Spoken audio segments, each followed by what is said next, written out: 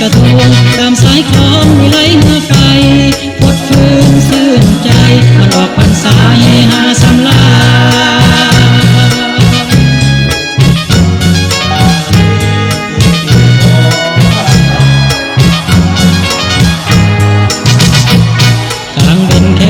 สีพายเศร้าหนุ่มยิงสายสีพายทอนา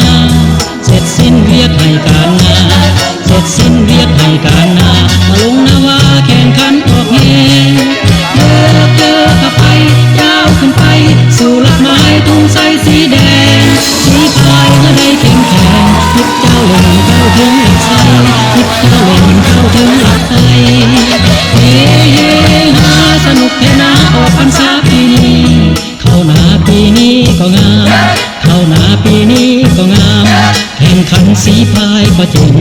แข่งขันสีพายก็จริงออกแห่งพร้อมกันเจ้าเล่งสู่หลักใสสีพายเฮา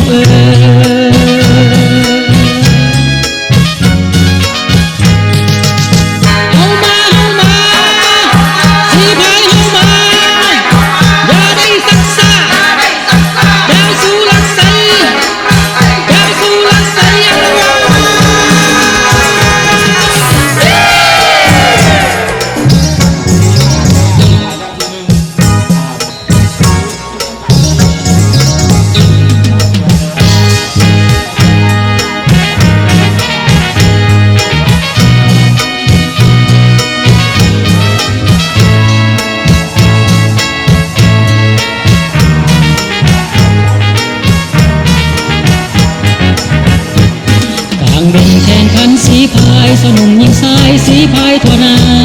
เสร็จสิ้นเวียกให้การนาเสร็จสิ้นเวียกให้การนามาลงนาวาแข่งขันออกแห่เยอะเข้าไปยาวขึ้นไปสู่หลักไม้ทุ่งใสสีแดงสีพายเมื่อใดเข้มแข็งยิบเจ้าเล่นก้าวถึงหลักไสยิบเจ้าเล่นก้าวถึงหลักไสเฮเฮฮาสนุกเทนาออกพรรษาปีเข้าหนาปีนี้ก็งามเข้าหนาปีนี้ก็งาม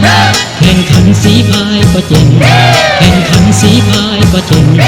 ออกแข่งพร้อมกันเจ้าเล่นสู่หลักไสสีพายเฮา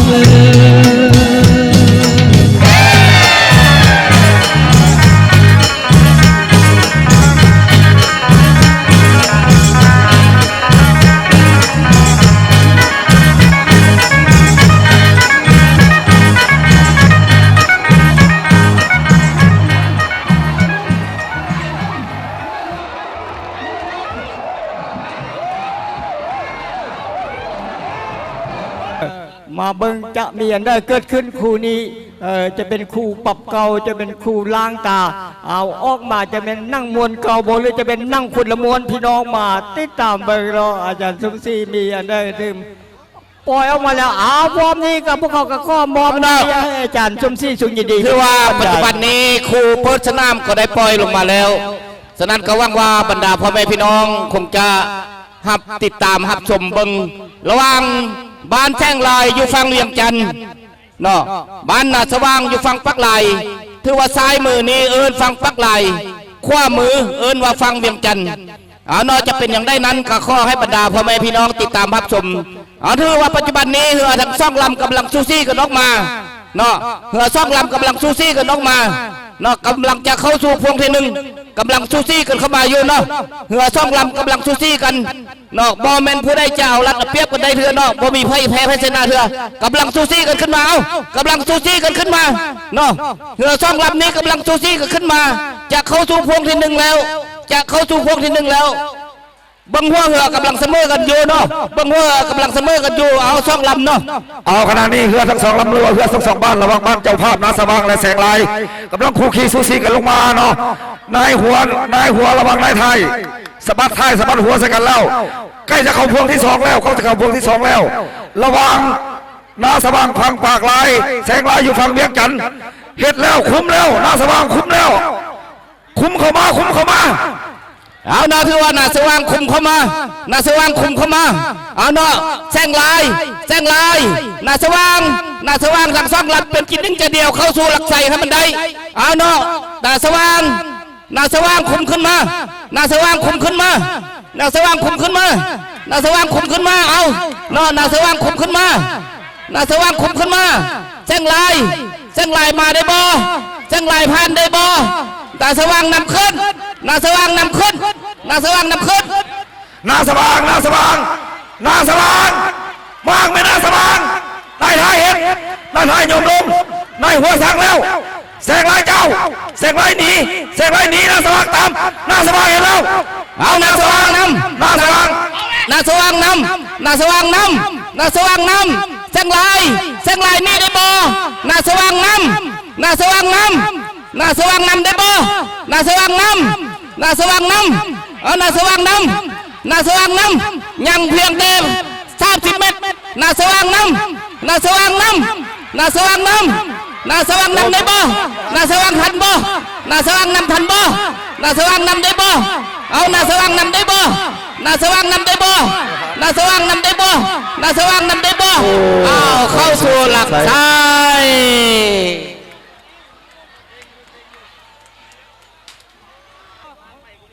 เอาเพื่อที่ปล่อยมาขนาดนี้แม่นระหว่างบ้านนาซักกับบ้านห้วยใส่คำเนาะเอากำลังคู่ขี่สุสีมาเข่าพวงหนึ่งแล้วขณะนี้กำลังเข่าพวงที่สองเข้ามาแล้วกำลังสูสีคุ้มกันลงมาอยู่เนาะเพื่อทั้งสองลำกำลังคุ้มกันมาอยู่เอ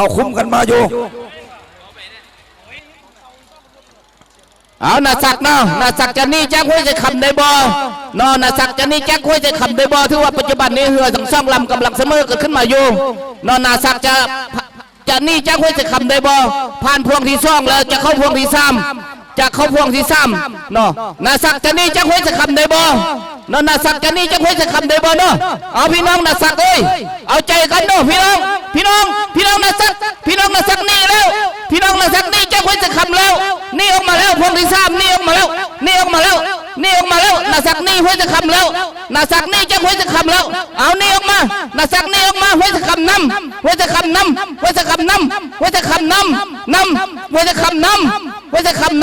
ผ่านพวงที่3มาแล้วเนาะผ่านพวงที่3จะเข้าหลักใส่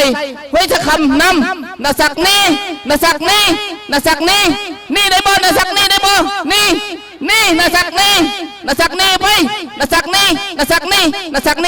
เข้าสู่หลักใส่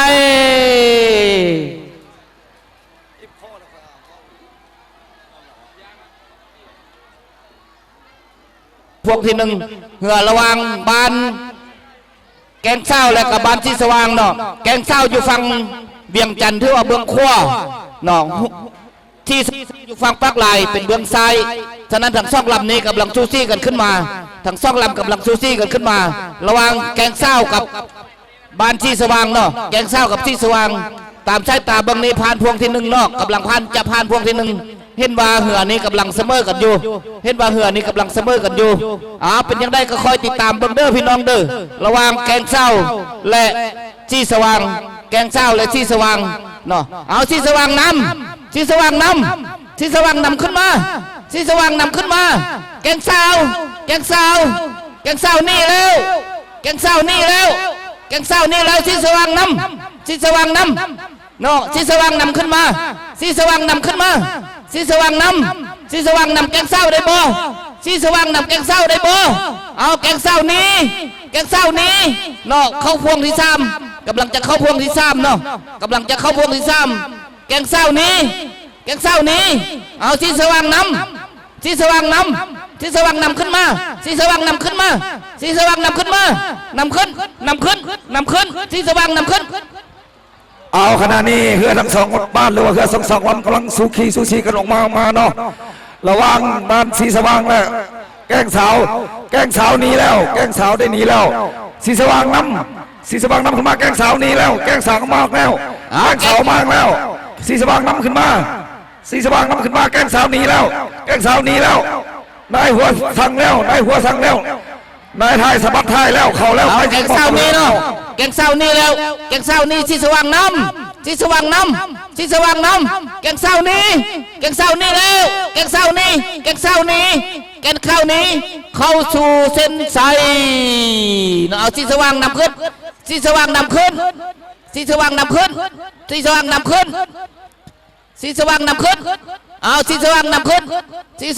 นระวางพวงปล่อยออกมา 5 พวงที่หนึ่งนี้เห็นว่ากำลังเสมอกันอยู่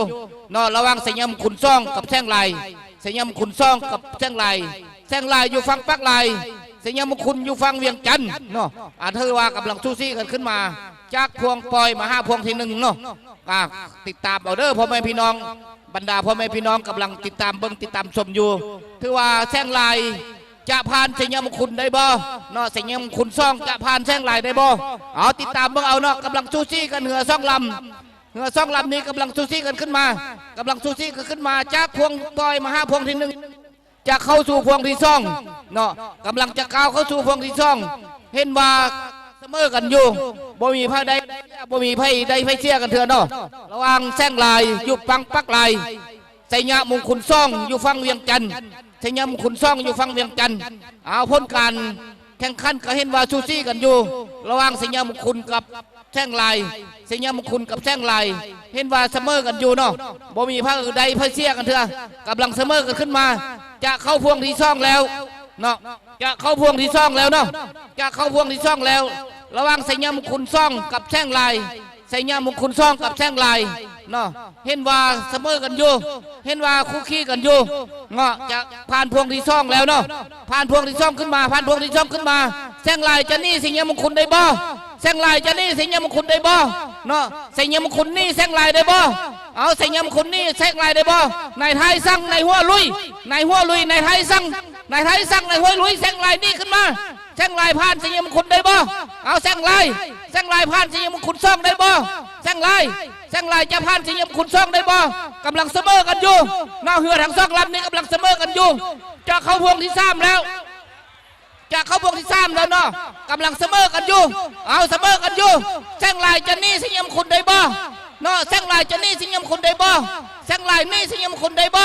แซงลายนี่ออกมาแล้วแซงลายนี่ไสยะมงคลแล้วแซงลายนี่ไสยะมงคลแล้วแซงลายนี่ได้บ่แซงลายนี่ได้บ่ไสยะมงคลนำไสยะมงคลนำไสยะมงคลนำขึ้นมานำขึ้นมาไสยะมงคลนำขึ้นมาไสยะมงคลนำขึ้นมาแซงลายนี่แซงลายนี่แซงลายนี่แซงลายนี่เข้าสู่เส้นชัยไผ่นาศักอยู่ฝั่งปักลายเสื้อสีไผ่เนาะนำทรงอยู่ฝั่งเวียงจันทน์เสื้อสีแดงนำทรงอยู่ฝั่งเวียงจันทน์เสื้อสีแดงเนาะ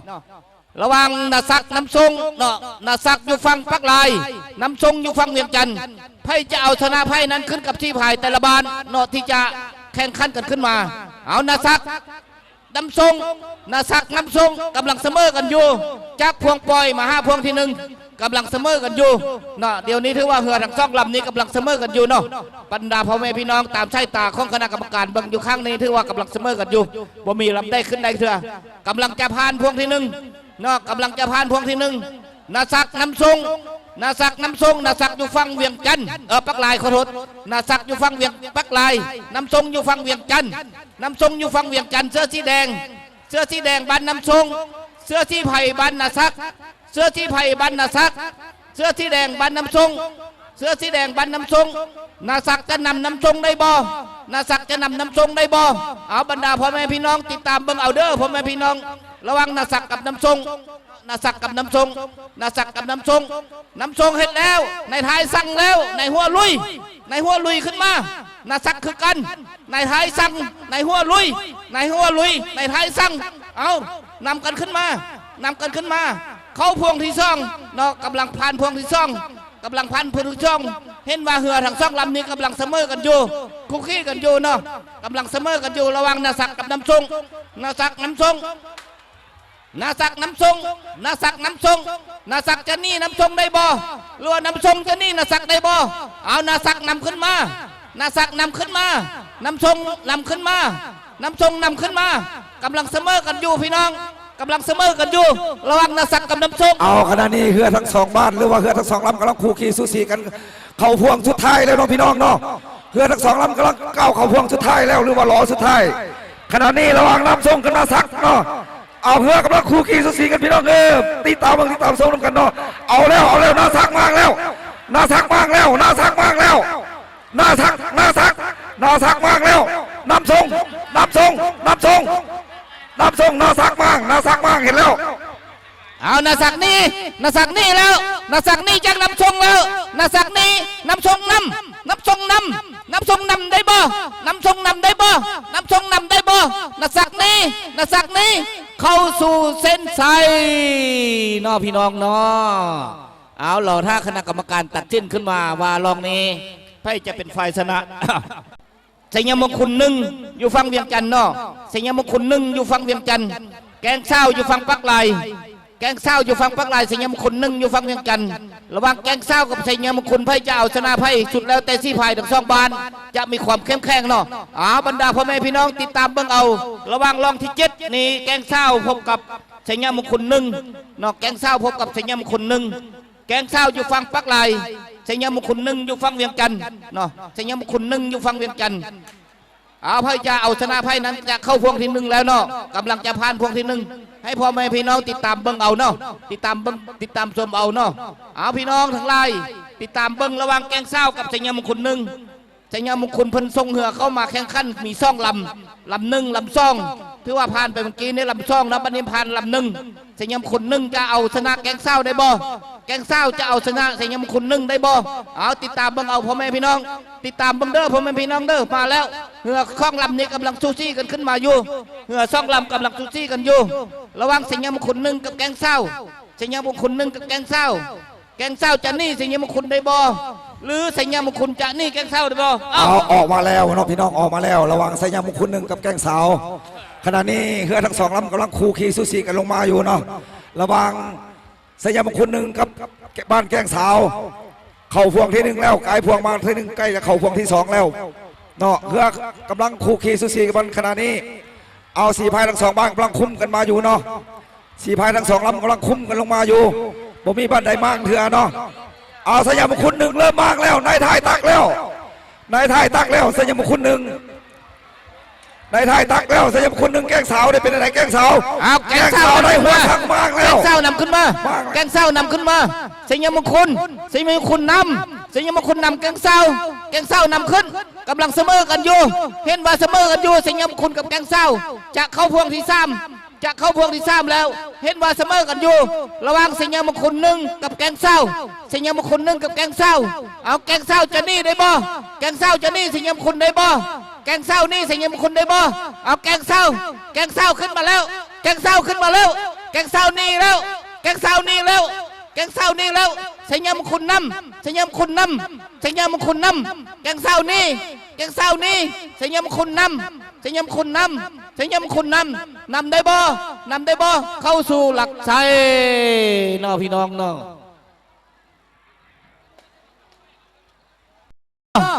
บรรดาพ่อแม่พี่น้องติดตามเบิ่งเอาระวังนาสว่างอยู่ฝั่งปักลายน้ำชงอยู่ฝั่งเวียงจันทร์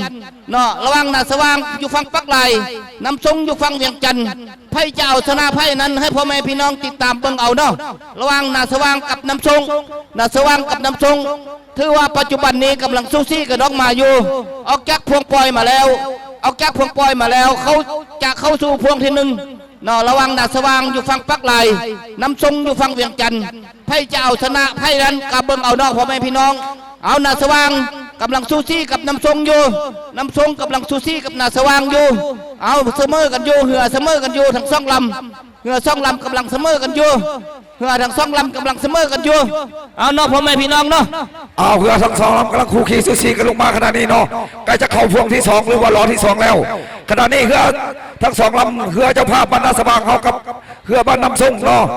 อันนี้กำลังคู่ขี่สุสีคุ้มกันลงมาเนาะ4พายทั้ง2 บ้านหรือว่า4พายทั้ง2 ลำกำลังคู่ขี่สุสีลงมาคุ้มกันลงมาอยู่เนาะที่เข้าพวงที่2แล้วเนาะเข้าพวงที่2แล้วเหือทั้ง2 ลำยังบ่มีไพ่แพ้เปรียบเสียเปรียบกันอยู่เนาะขณะนี้กำลังคุ้มกัน4พายกำลังคุ้มกันอยู่เอาแล้วถือว่า4พายทั้ง2 ลำนี้กำลังซูซี่กันเนาะถือว่าเหือนี้กำลังเสมอกันอยู่ตามสายตานี้บ่มีไพ่มาก่อนบุยเพิ่งมาก่อนเนาะกำลังซูซี่กันอยู่เอานาสว่างสู้น้ำชงได้บ่นาสว่างสู้น้ำชงได้บ่น้ำชงจะนี่ได้บ่นาสว่างจะนี่ได้บ่นาสว่างนำขึ้นมานาสว่างนำขึ้นมาเอานาสว่างนำขึ้นมานาสว่างนำขึ้นมาน้ำชงนำนาสว่างนำขึ้นมานาสว่างนำขึ้นมานาสว่างนำขึ้นมานาสว่างนำน้ำชงได้บ่นาสว่างกินน้ำชงได้บ่เอานาสว่างนำขึ้นมาน้ำชงนำนาสว่างนำนาสว่างนำ กำลังเสมอกันอยู่กำลังเสมอกันอยู่ผ่านพวงที่สามแล้วผ่านพวงที่สามแล้วนาสว่างนำนาสว่างนำนาสว่างนำได้บ่นาสว่างมั่งได้บ่เอานาสว่างนำส่งนาสว่างนำส่งนาสว่างนำส่งนาสว่างนำส่งนาสว่างนำส่งนาสว่างนำส่งนาสว่างมา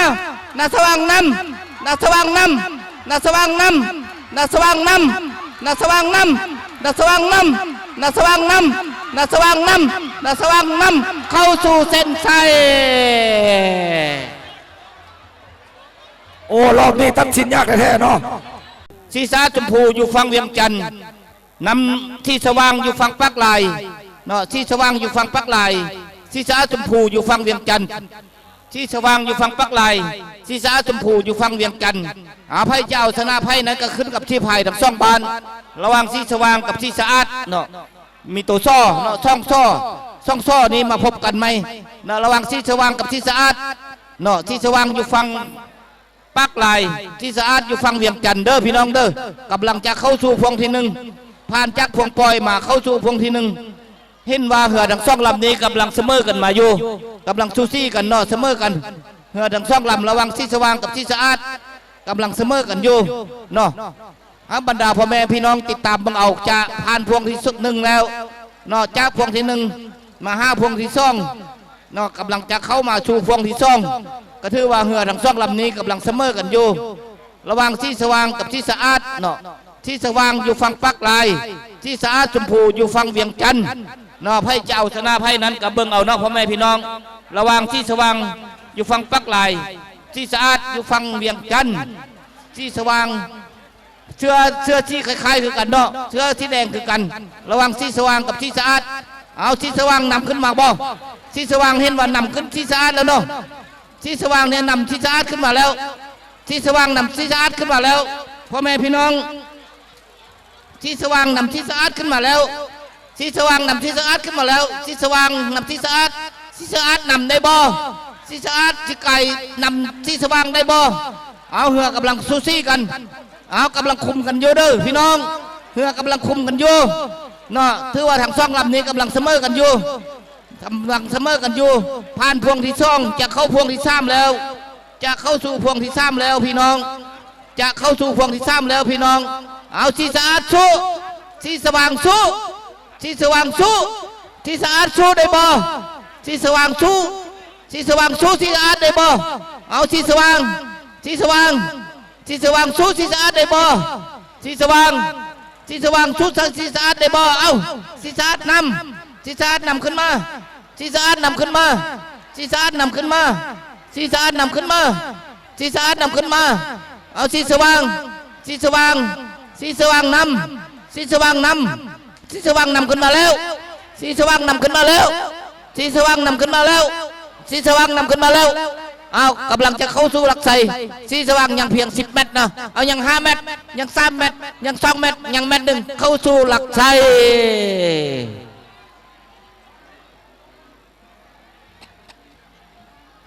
เนาะหลอดเลยเนาะเอาออกมาแล้วระวังเหือนาซักกับแช่งลายนาซักกับแช่งลายนาซักกับแช่งลายเนาะพี่น้องเนาะนาซักเสื้อสีไผ่แช่งลายเสื้อสีแดงนาซักเสื้อสีไผ่แช่งลายเสื้อสีแดงแช่งลายอยู่ฝั่งเวียงจันทร์นาซักอยู่ฝั่งปักลายหรือว่านาซักอยู่ฝั่งปักลายแช่งลายอยู่ฝั่งเวียงจันทร์แช่งลายอยู่ฝั่งเวียงจันทร์นาซักอยู่ฝั่งปักลายไพ่จะเอาชนะไพ่ผ่านพวงกำลังจะผ่านพวงที่หนึ่งเนาะให้ติดตามบังเอาพี่น้องระหว่างบ้านนาซักกับบ้านแซงลายระหว่างบ้านนาซักกับบ้านแซงลายแซงลายจะล้มแซมได้บ่เนาะหรือว่านาซักจะหักซาแซมได้บ่นาซักจะหักซาแซมได้บ่แซงลายจะล้มแซมได้บ่ติดตามบังเอาพี่น้องระหว่างแซมเก่ากับปีนี้เนาะแซมเก่ากับปีนี้ระหว่างนาซักเคยเป็นแซมมาแล้วแล้วแซงลายห้องแซมเนาะระวังแซมกับห้องแซมนี่ไพ่จะเอาชนะไพ่เบิ่งเอาพ่อแม่พี่น้องถือว่ากำลังซูซี่กันอยู่แต่ซูซี่กันอยู่ปรากฏว่านาซักนี้จะนำแซงลายนาซักจะนำแซงลายเนาะนาซักจะนำแซงลายนี่นาซักได้บ่แซงลายนี่นาซักได้บ่ นาสักนี่แสงลายได้บ่นาสักนี่แสงลายได้บ่นายหัวสั่งนายไทยลุยนายหัวสั่งนายไทยลุยเด้อพี่น้องนาสักนาสักนาสักขึ้นมาแล้วน้ำทรงนี่ได้บ่แสงลายนี่ได้บ่แสงลายนี่ได้บ่นาสักนี่ขึ้นมานาสักนำขึ้นมานาสักนำขึ้นมานาสักนำขึ้นมานาสักนำขึ้นมานาสักนำขึ้นมานาสักนำขึ้นมานาสักนำขึ้นมานาสักนำขึ้นมาแสงลายนี่ได้บ่แสงลายนี่ได้บ่แสงลายนี่ได้บ่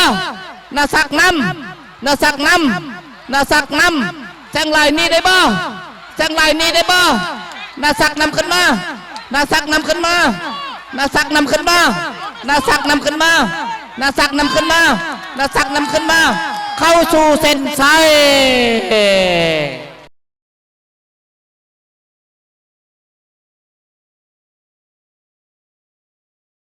เศร้าฟังเวียงจันทร์ห้วยน้อยปักลายห้วยน้อยฟังปักลายหรือว่าฝั่งซ้ายแกงเศร้าฝั่งขวานอกแกงเศร้าอยู่ฝั่งขวาเหือกำลังสู้ซี่กันขึ้นมาอยู่ระหว่างบ้านห้วยน้อยและกับบ้านแกงเศร้าเนาะห้วยน้อยอยู่ฝั่งปักลายแกงเศร้าอยู่ฝั่งเวียงจันทร์ยังบุยไพ่มาก่อนมาเสมอกันอยู่เนาะถือว่ากำลังเสมอกันอยู่ระหว่างห้วยน้อยกับแกงเศร้าห้วยน้อยกับแกงเศร้าเหือคู่นี้กำลังสู้ซี่กันขึ้นมาห้วยน้อยอยู่ฝั่งปักลายแกงเศร้าอยู่ฝั่งเวียงจันทร์แกงเศร้าอยู่ฝั่งเวียงจันทร์เอาเนาะแกงเศร้านำห้วยน้อยได้บ่แกงเศร้านำห้วยน้อยได้บ่ห้วยน้อยจะนำแกงเศร้าได้บ่เนาะเอาที่ไผ่นายหัวสั่งนายไทยย่อมนายหัวสั่งนายไทยย่อมเอาย่อมลงนายไทยแท่งลายย่อมลงห้วยน้อยย่อมลงนายไทยห้วยน้อยย่อมลงนาสักแกงเศร้านี่แกงเศร้านี่แกงเศร้านี่หัวน้อยได้บ่แกงเศร้านี่หัวน้อยได้บ่หัวน้อยนำหัวน้อยนำแกงเศร้าได้บ่หัวนำแกงเศร้าหัวน้อยนำแกงเศร้าได้บ่ผ่านพวงที่สามกำลังจะเข้าพวงที่สามแล้วพี่น้องกำลังจะเข้าพวงที่สามแล้วแกงเศร้านี่หัวน้อยได้บ่เอาหัวน้อยนำขึ้นมาหัวน้อยนำขึ้นมาหัวน้อยนำหัวน้อยนำแกงเศร้าหัวน้อยนำแกงเศร้าหัวน้อยนำแกงเศร้าหัวน้อยนำแกงเศร้ารันบ่หัวน้อยนำแกงเศร้าได้บ่เอาหัวน้อยแกงเศร้านี่แกงเศร้านี่แกงเศร้านี่แกงเศร้านี่แล้วแกงเศร้านี่หัวน้อยนำหัวน้อยนำหัวน้อยนำหัวน้อยนำแกงเศร้านี่หัวน้อยนำหัวน้อยนำแกงเศร้านี่แกงเศร้านี่หัวน้อยนำหัวน้อยนำแกงเศร้านี่แกงเศร้านี่เข้าสู่เส้นชัย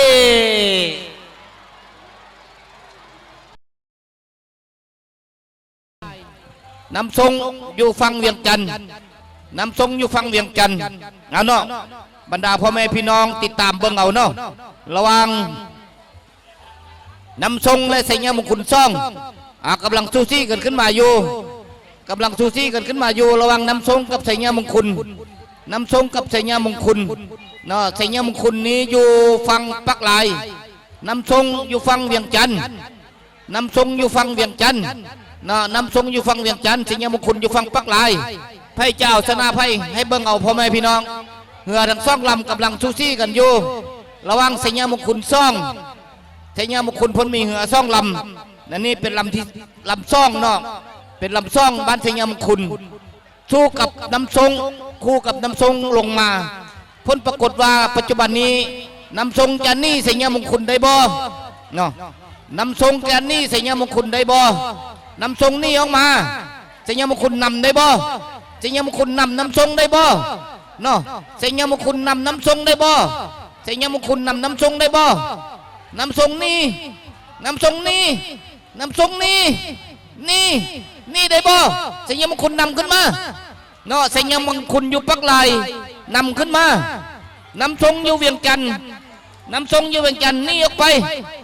น้ำทรงอยู่เวียงจันทร์นี่น้ำทรงอยู่เวียงจันทร์นี่น้ำทรงอยู่เวียงจันทร์นี่เสญมงคลอยู่ปักลายนำเสญมงคลปักลายนำทันบ่นำได้บ่เ สิเยมงคุณนำได้บ่เนาะสิเยมงคุณนำน้ำทรงได้บ่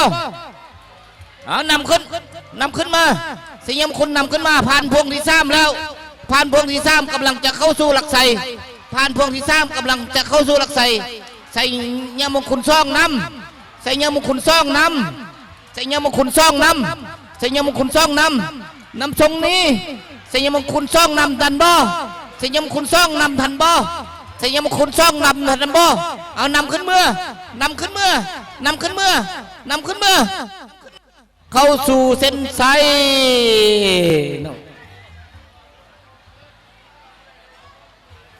มาแล้วเนาะกำลังคู่ขี่สูสีกันออกมา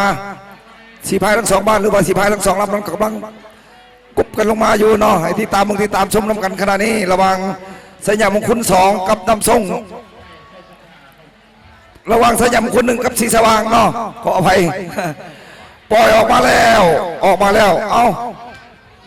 เนาะถือว่าในขณะนี้เรือทั้ง2ลำนี่ก็อยู่ในรองที่14พบกับสัญญามงคลอยู่ฝั่งปักลายเนาะสัญญามงคลอยู่ฝั่งปักลายที่สว่างอยู่ฝั่งเวียงจันทร์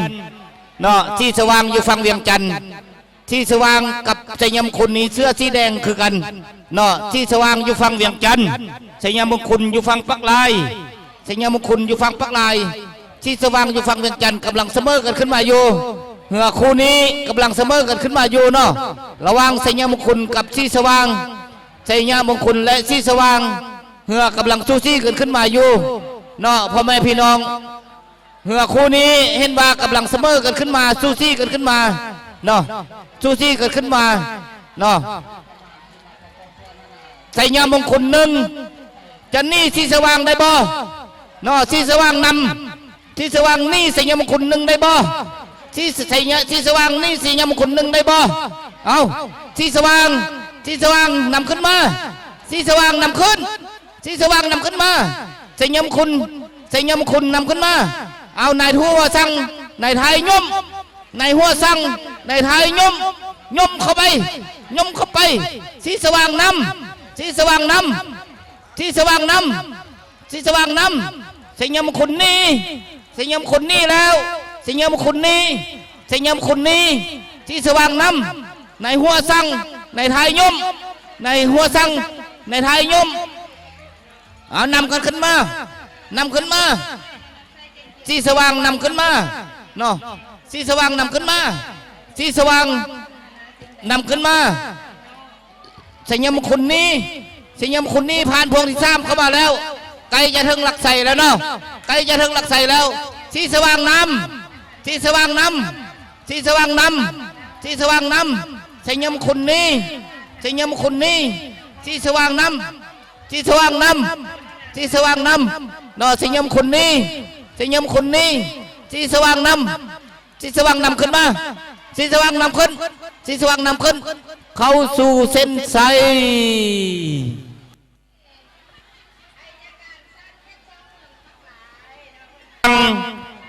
ห้วยละน้อยอยู่ฝั่งเวียงจันทร์น้ำทรงอยู่ฝั่งปักลายเนาะน้ำทรงอยู่ฝั่งปักลายห้วยละน้อยอยู่ฝั่งเวียงจันทร์ถือว่าเสื้อสีแดงคือกันเนาะระหว่างบ้านน้ำทรงและบ้านห้วยละน้อยอันนี้ก็ถือว่าบ้านเตยบ้านเนื้อเหือเตยทาเพียงแต่ขอนขัดคันเท่านั้นไม่ขอนขัดคันจึงค่อยว่าบ้านน้ำทรงและกับบ้านห้วยละน้อยเอาเนาะน้ำทรงและห้วยละน้อยบ้านได้จะเอาชนะเข้าสู่หลักไสก่อนก็ขึ้นกับกำลังสีพายของแต่ละบ้านเนาะขึ้นกับกำลังสีพายของแต่ละบ้านระหว่างห้วยละน้อยและน้ำทรงกำลังสู้ซี่กันอยู่เหือปัจจุบันนี้กำลังสู้ซี่กันอยู่เนาะถือว่าบ่มีภาคใดภาคเสียเดือเหือซ่องลำกำลังคุมกันขึ้นมาสู้ซี่กันอยู่เนาะระหว่างฟังเวียงจันทร์และฟังปักลายฟังปักลายคือบ้านน้ำทรงแล้วก็ฟังเวียงจันทร์คือบ้านห้วยละน้อยเนาะ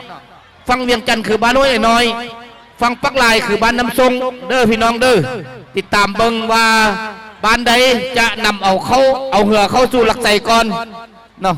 บ้านได้จะเอาเหือเข้าสู่หลักไสก่อนระวังบ้านน้ำทรงและห้วยละน้อยเอาคุมกันขึ้นมาผ่านพวงที่1เข้ามาพวงที่2เนาะเข้าสู่พวงที่2แล้วเนาะจะเข้าสู่พวงที่2แล้วเหือน้อยกรุณาเขาฟังก่อนลงไปทางใต้เหืออย่าตัดหน้าเหือช่วงเหือน้อย เอาเนาะถือว่าปัจจุบันนี้เหือกำลังคุมกันขึ้นมาเหือกำลังคุมกันขึ้นมาเนาะพี่น้องเนาะเหือกำลังคุมขึ้นมาเอาหัวละน้อยนี่หัวละน้อยนี่น้ำทรงน้ำทรงน้ำหัวละน้อยนี่หัวละน้อยนี่น้ำทรงน้ำทรงน้ำขึ้นมาน้ำทรงน้ำขึ้นมาหัวละน้อยนี่ได้บ่น้ำทรงปล่อยให้หัวละน้อยนี่บ่น้ำทรงน้ำขึ้นมา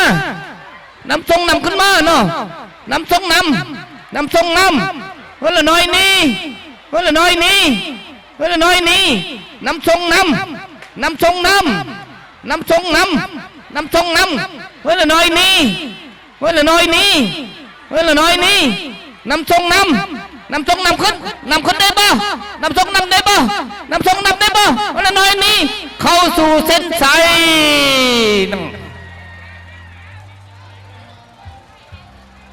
เราหมาเขาเชิญอาจารย์ชุ่มซี่บรรยายต่อนอกเขาเชิญ เนาะคู่ที่16เนาะรองที่16ในแมนบานแซงไหลอยู่ฝั่งปักไหลใส่ยามงคลอยู่ฝั่งเวียงจันทร์ใส่ยามงคล1เนาะใส่ยามงคล1อยู่ฝั่งเวียงจันทร์แซงไหลอยู่ฝั่งปักไหลแซงไหลอยู่ฝั่งปักไหล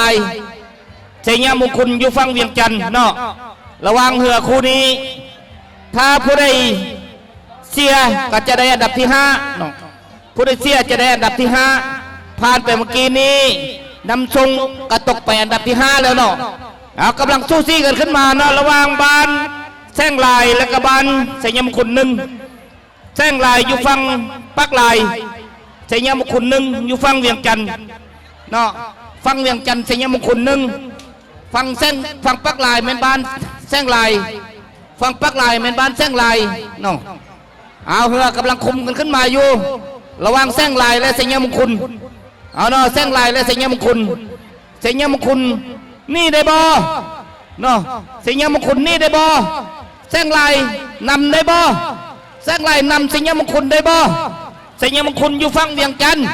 แซงลายอยู่ฝั่งปักลายแซงลายอยู่ฝั่งปักลายใส่ยามงคลอยู่ฝั่งเวียงจันทร์ใส่ยามงคลอยู่ฝั่งเวียงจันทร์เนาะแซงลายอยู่ฝั่งปักลายแซงลายอยู่ฝั่งปักลายใส่ยามงคลนี่มาแล้วใส่ยามงคลนี่ได้บ่ใส่ยามงคลนี่ใส่ยามงคลนี่แซงลายนำขึ้นมาเนาะแซงลายนำขึ้นมาเอาแซงลายนำขึ้นแซงลายนำขึ้นมาแซงลายนำขึ้นมาใส่ยามงคลนี่ใส่ยามงคลนี่แซงลายนำแซงลายนำแซงลายนำใส่ยามงคลนี่ใส่ยามงคลนี่แซงลายนำแซงลายนำขึ้นเอาแซงลายนำใส่ยามงคลมั่งแซงลายมั่งแซงลายมั่งใส่ยามงคลนำใส่ยามงคลนำแซงลายมั่งแซงลายมั่งแซงลายมั่งเอาบังเด้อพี่น้องคู่นี้เป็นคู่ตัดสินชี้ขาดคู่นี้คู่ตัดสินชี้ขาดคู่นี้คู่ตัดสินชี้ขาดเข้าสู่เส้นชัย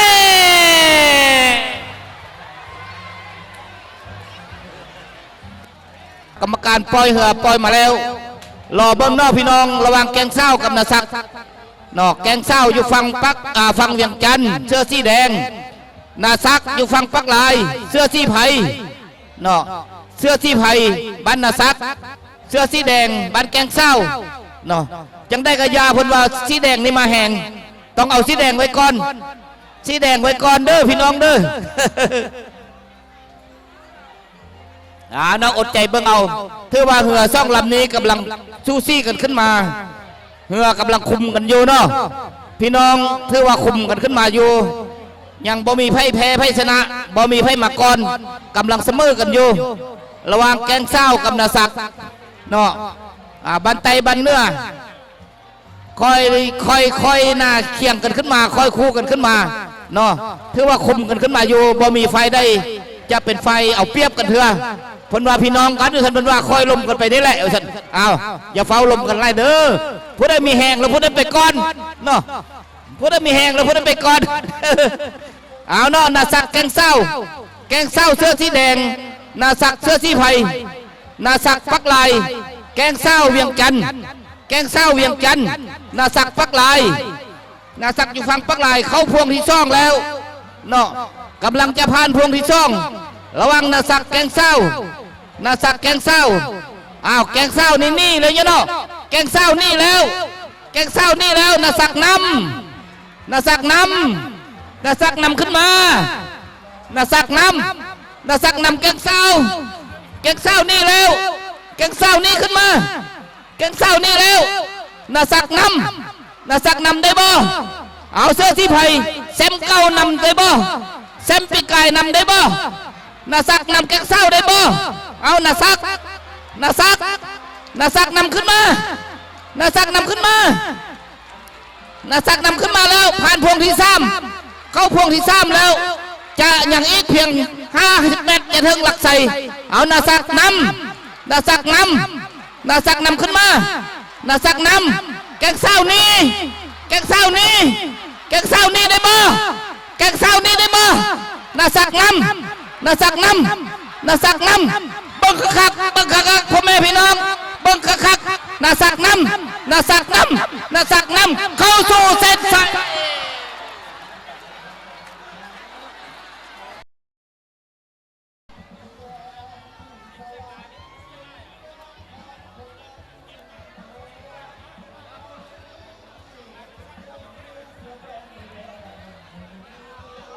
ปล่อยออกมาแล้วเนาะ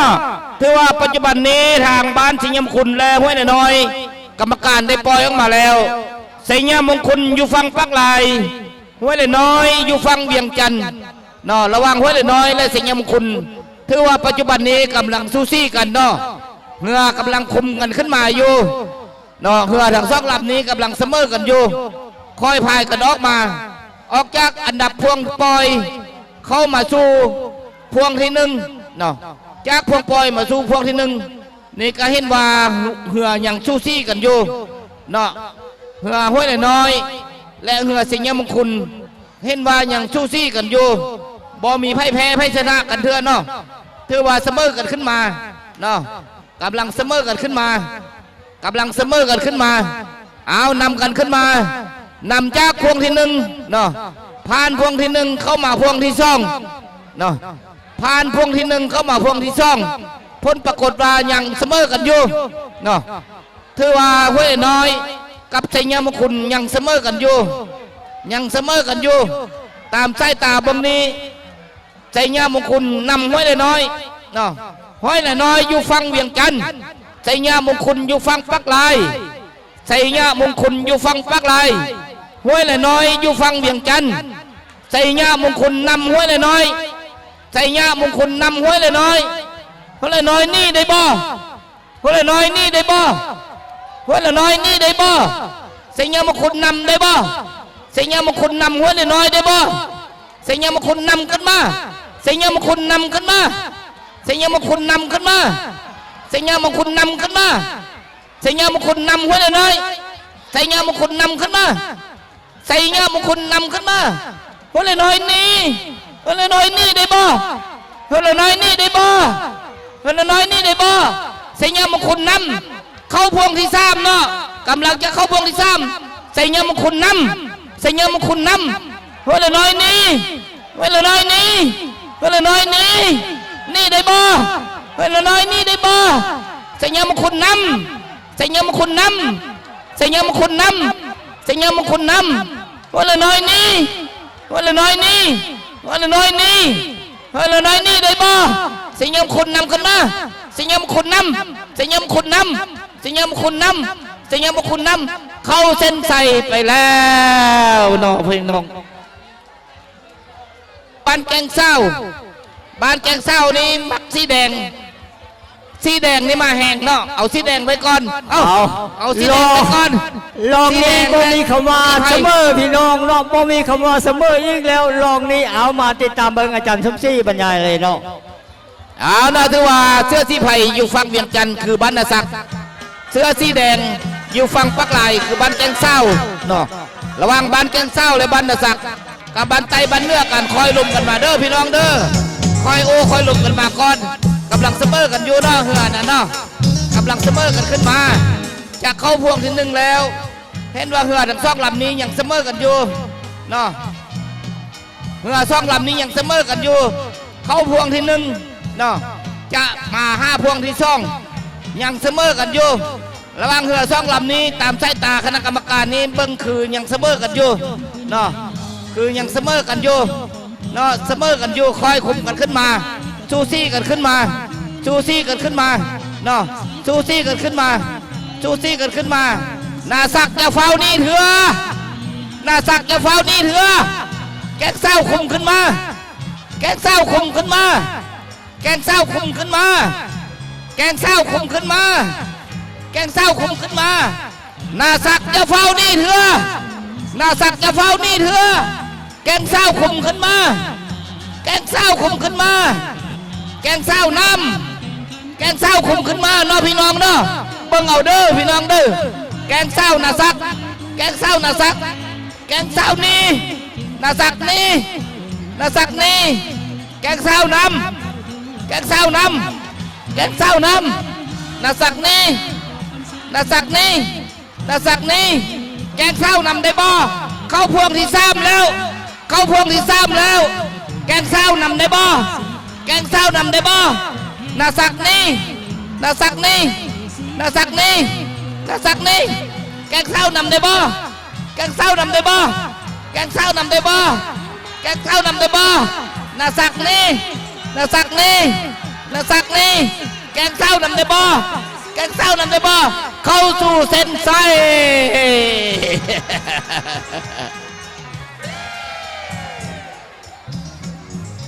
อาลเอานะถือว่าปัจจุบันนี้ออกมาแล้วเรือทั้ง2ลำได้ปล่อยออกมาแล้วเนาะระวังไว้เลยน้อยอยู่ฝั่งปักไหลแกงเศร้าอยู่ฝั่งเวียงจันทร์ห้วยเลยน้อยอยู่ฝั่งปักไหลแกงเศร้าอยู่ฝั่งเวียงจันทร์ลองนี้ผู้ได้เสียเนาะก็จะได้อันดับที่3ถ้าว่าไฟได้ชนะก็จะได้ไปชิงชนะเลิศกับบ้านนาศักเนาะเอาที่1ที่2อันนี้ตามสายตาบังนี้ยังซูซี่กันอยู่ระหว่างห้วยเลยน้อยกับแกงเศร้ายังซูซี่กันอยู่ห้วยเลยน้อยอยู่ฝั่งปักไหลแกงเศร้าอยู่ฝั่งเวียงจันทร์ห้วยเลยน้อยอยู่ฝั่งปักไหลแกงเศร้าอยู่ฝั่งเวียงจันทร์ห้วยเลยน้อยอยู่ฝั่งปักไหลแกงเศร้าอยู่ฝั่งเวียงจันทร์เนาะกำลังซูซี่กันขึ้นมากำลังซูซี่กันขึ้นมาระหว่างห้วยเลยน้อยและแกงเศร้าเนาะห้วยเลยน้อยกับแกงเศร้าซูซี่กันขึ้นมาฝั่งซ้ายแม่นห้วยเลยน้อยฝั่งขวาแม่นบันแกงเศร้าห้วยเลยน้อยอยู่ฝั่งปักไหลนะแกงเศร้าอยู่ฝั่งเวียงจันทร์กำลังซูซี่กันขึ้นมาอยู่เนาะเอาเขาผ่านพวงกำลังจะเข้าสู่พวงที่1เนาะผ่านพวงที่1ผ่านพวงที่1ขึ้นมาผ่านเข้าพวงที่2ผ่านเข้าพวงที่2กำลังซูซี่กันอยู่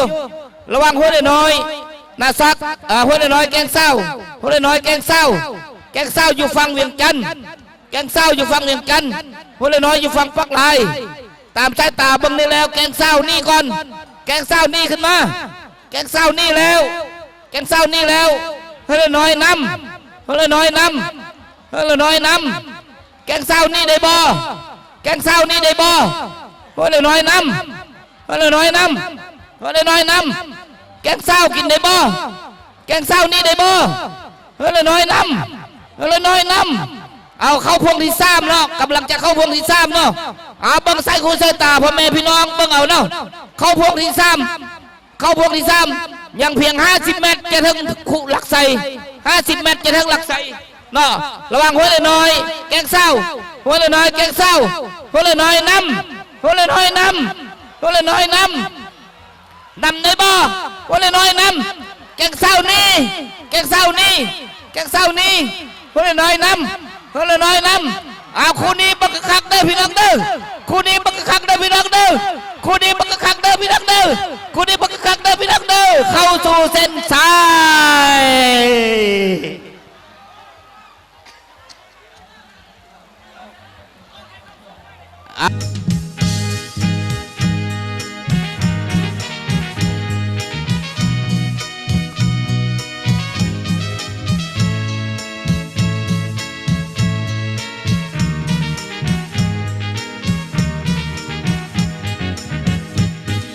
เป็นแข่งขันสีพายสนุมยิงสายสีพายทั่วนา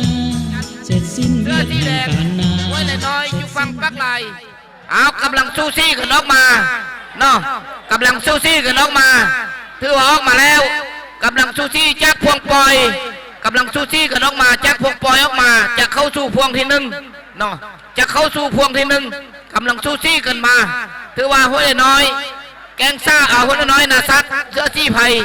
หัวน้อยเสื้อสีแดงนาซักเสื้อสีไผ่ยังบ่มีผู้ใดเอาปรับเปรียบกันเถอะยังบ่มีผู้ใดมาก่อนเถอะยังคุมกันขึ้นมาอยู่เนาะถือว่ายังคุมกันขึ้นมาอยู่ระหว่างหัวน้อยและนาซักหัวน้อยอยู่ฝั่งภาคลายนาซักอยู่ฝั่งเวียงจันทร์เสื้อสีไผ่เสื้อสีแดงหัวน้อยอยู่ฝั่งภาคลายเอากำลังคุมกันขึ้นมาเนาะกำลังคุมกันขึ้นมาจะผ่านพวงที่หนึ่งแล้วจะผ่านพวงที่หนึ่งแล้วนาซักอยู่ฝั่งเวียงจันทร์หัวน้อยอยู่ฝั่งภาคลายเสื้อสีแดงนาซักเสื้อสีไผ่กำลังคุมกันขึ้นมาอยู่เนาะกำลังคุมกันขึ้นมาอยู่ระหว่างนาซักและหัวน้อยผ่านพวงที่หนึ่งมาแล้วจะเข้าพวงที่สองเนาะกำลังจะผ่านพวงที่สองถือว่าหัวน้อยนาซักหัวน้อยนาซักหัวน้อยนำขึ้นมาหัวน้อยนำขึ้นมาหัวน้อยนำขึ้นมานาซักนี่ได้บ่นาซักนี่ได้บ่นาซักนี่ได้บ่หัวน้อยนำขึ้นมาหัวน้อยนำขึ้นมาหัวน้อยนำขึ้นหัวน้อยนำขึ้นมานาซักนี่ได้บ่นาซักนี่ได้บ่นาซักนี่ได้บ่เนาะหัวน้อยนำหัวน้อยนำหัวน้อยนำหัวน้อยนำเอาผ่านพวงที่สองเข้าพวงที่สามแล้วเนาะกำลังจะเข้าพวงที่สามหัวน้อยนำหัวน้อยนำนาซักนี่นาซักนี่ได้บ่นาซักนี่ได้บ่หัวน้อยนำหัวน้อยนำหัวน้อยนำเบิ่งคักพี่น้องเบิ่งคักหัวน้อยนำขึ้นมาหัวน้อยนำขึ้นมาหัวน้อยนำขึ้นมานาซักนี่ได้บ่นาซักนี่ได้บ่หัวน้อยนำหัวน้อยนำหัวน้อยนำนาซักนี่ได้บ่นาซักนี่ได้บ่หัวน้อยนำหัวน้อยนำเข้าสู่หลักซ้าย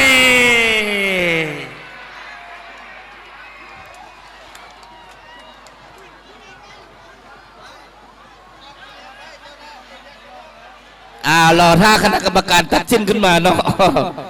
ถือว่าพ้นการตัดสินเขาออกมาแล้วเนาะในรองนี้ก็ถือว่าหักงูกันแล้วเนาะระหว่างรองที่สาวนี่เป็นรองสิงห์ชนะเลิศระหว่างนาซักอยู่ฝั่งเวียงจันทร์ห้วยน้อยอยู่ฝั่งภาคลายก็ออกมาแล้วว่าสำงัดว่านาซักอยู่ฝั่งเวียงจันทร์สามารถชนะห้วยน้อยได้เนาะนาซักเป็นฝ่ายชนะห้วยน้อยได้ที่สองเด้อพี่น้องเด้อเฉพาะห้วยน้อยนี่จะได้รับผ้าเช็ดหน้าจากจะให้จัดกินสวัสดิ์60 พื้นจะให้จัดกินสวัสดิ์จะมอมผ้าเช็ดหน้าให้บรรดาศักดิ์60 พื้นจะเป็นจังได้นั้นกามอบคณะกรรมการสรุปเลยเนาะฮัลโหลฮัลโหล1 2 3 4 5 7 8 9 0ทดลองฮัลโหลปิดนั่นเนี่ย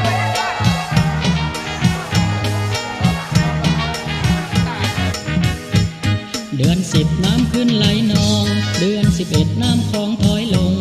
ค่ำคืนมีไหลกระทงค่ำคืนมีไหลกระทงตามสายคลองมีไหลเหือไฟ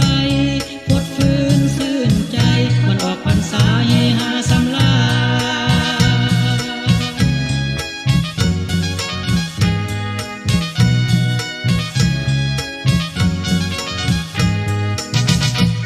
กลางเบ็นแข่งขันสีพายสาวหนุ่มยิงสายสีพายทั่วหน้าเสร็จสิ้นเวียกให้การนาเสร็จสิ้นเวียกให้การนามาลงนาวาแข่งขันออกแห่เลิกขับไปยาวขึ้นไปสู่หลักไม้ทุ่งใสสีแดงสีพายเมื่อใดเข้มแข็งหยิบเจ้าเล่งเข้าถึงหลักไสหยิบเจ้าเล่งเข้าถึงหลักไสเฮเฮฮาสนุกเทนาออกพรรษาปีนี้เข้าหนาปีนี้ก็งามเข้าหนาปีนี้ก็งามแข่งขันสีพายก็เจ๋งแข่งขันสีพายก็เจ๋งออกแห่งพร้อมกันเจ้าเล่งสู่หลักไสสีพายเฮา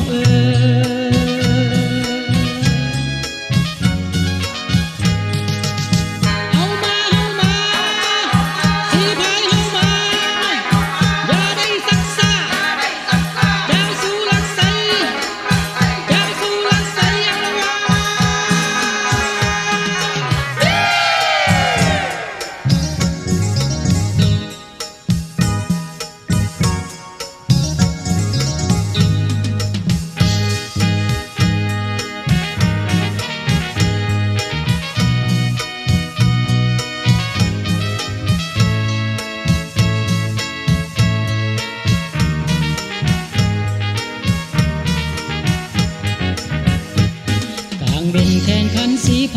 หนุ่มยิงสายสีพายทั่วนา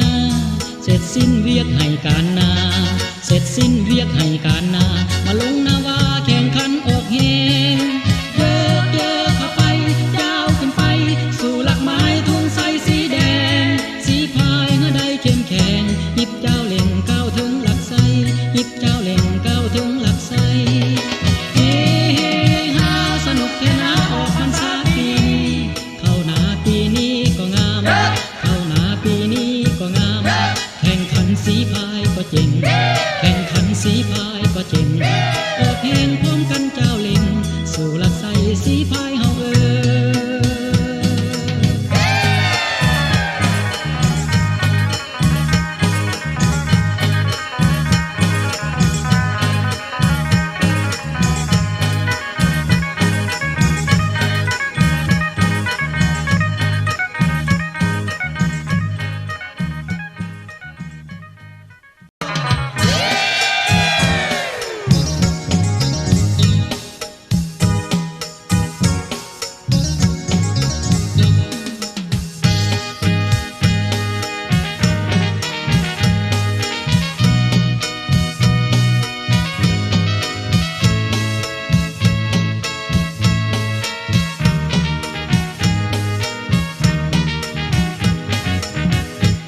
เดือน10น้ำขึ้นไหลนองเดือน11น้ำคลองถอยลงค่ำคืนมีไหลกระทงค่ำคืนมีไหลกระทงตามสายคลองมีไหลเหือไฟพดฟืนซื่นใจมันออกพรรษาเฮฮาสำลา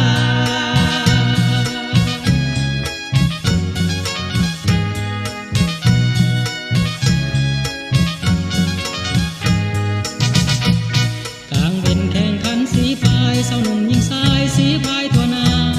เสร็จสิ้นเวียกให้การนาเสร็จสิ้นเวียกให้การนามาลงนาวาแข่งขันออกแหงเยอะเข้าไปยาวขึ้นไปสู่หลักไม้ทุ่งใสสีแดงสีพายเมื่อใดเข้มแข็งหยิบเจ้าเล่งก้าวถึงหลักไสหยิบเจ้าเล่งก้าวถึงหลักไสเฮฮาสนุกแค่นาออกพรรษาปีนี้เข้าหนาปีนี้ก็งามเข้าหนาปีนี้ก็งามแข่งขันสีพายก็เจ๋งแข่งขันสีพายก็เจ๋งออกแข่งพร้อมกันเจ้าเล่งสู่หลักไสสีพายเฮา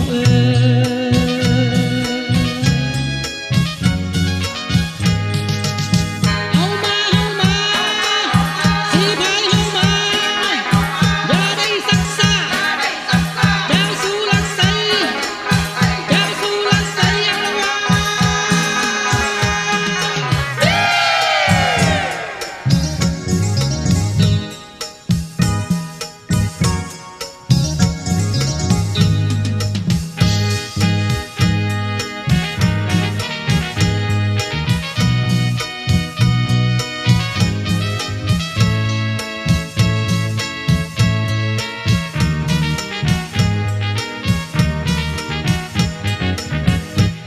กลางเบ่งแข่งขันสีพายสาวหนุ่มยิงสายสีพายทั่วนา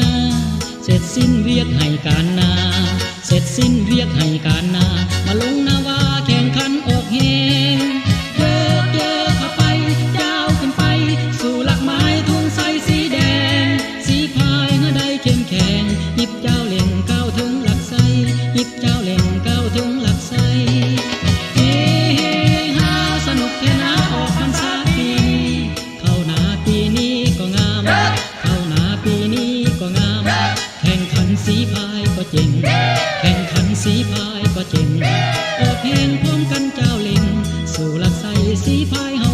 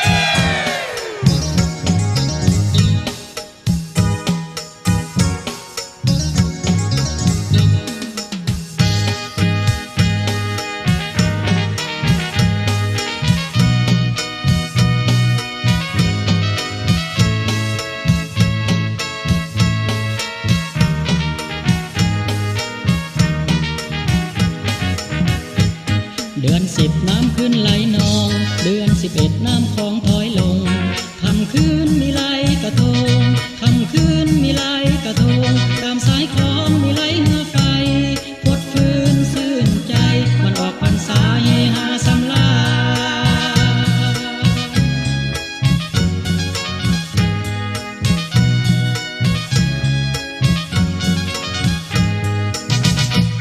กลางเบ็นแข่งขันสีพายสาวหนุ่มยิงสายสีพายทั่วนาเสร็จสิ้นเวียกให้การนาเสร็จสิ้นเวียกให้การนามาลงนาวาแข่งขันออกแห่เลิกเยอะขับไปยาวขึ้นไปสู่หลักไม้ทุ่งใสสีแดงสีพายเมื่อใดเข้มแข็งหยิบเจ้าเล่งเก้าถึงหลักไสหยิบเจ้าเล่งเก้าถึงหลักไสเฮเฮฮาสนุกเทนาออกพรรษาปีนี้เข้าหนาปีนี้ก็งามเข้าหนาปีนี้ก็งามแข่งขันสีพายก็เจ๋ง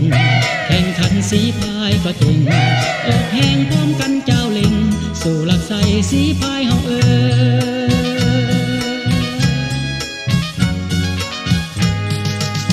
เฮามาสีพายเฮามาอย่าได้ซักซ่าเจ้าสู่หลักไสเจ้าสู่หลักไสยังละวะ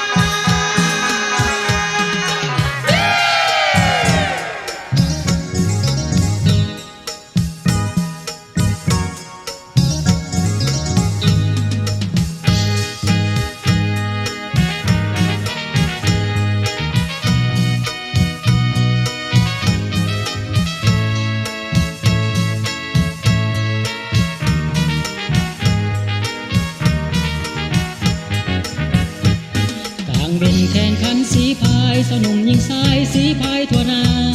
เสร็จสิ้นเวียกให้การนาเสร็จสิ้นเวียกให้การนามาลงนาวาแข่งขันออกแห่เยอะเยอะเข้าไปยาวขึ้นไปสู่หลักไม้ทุ่งใสสีแดงสีพายเมื่อใดเข้มแข็งหยิบเจ้าเล่งก้าวถึงหลักไสหยิบเจ้าเล่งก้าวถึงหลักไสเฮเฮฮาสนุกเทนาออกพรรษาปีนี้เข้าหนาปีนี้ก็งามเข้าหนาปีนี้ก็งามแข่งขันสีพายก็เจ๋งแข่งขันสีพายก็เจ๋งออกแข่งพร้อมกันเจ้าเล่งสู่หลักไสสีพายเฮา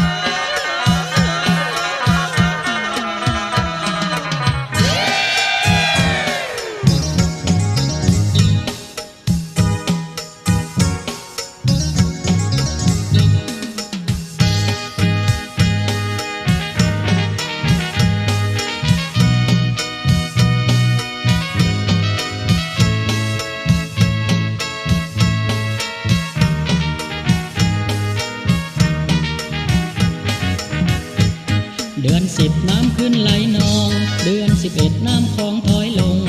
ค่ำคืนมีไหลกระทงค่ำคืนมีไหลกระทงตามสายคลองมีไหลเหือไฟพดฟืนซื่นใจมันออกพรรษาเฮฮาสำลา